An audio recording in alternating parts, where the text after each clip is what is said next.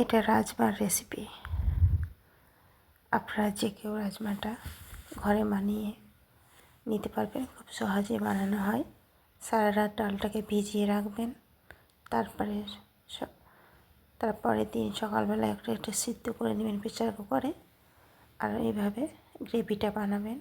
তারপরে এই রাজমাটা দিতে দিবেন, ঝালের পরিমাণটা কম দিবেন, যে যেমন খান।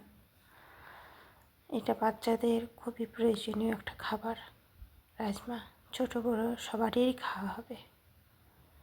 এই রাজমা বাচ্চাদের রিকোয়েস্টে আমি বানিয়েছি। এটা বানাতে খুব সহজ।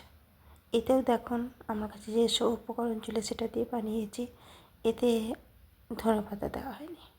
ধনেপাতাটা দিলে টেস্টটা ভালো লাগে, দেখতে সুন্দর লাগে।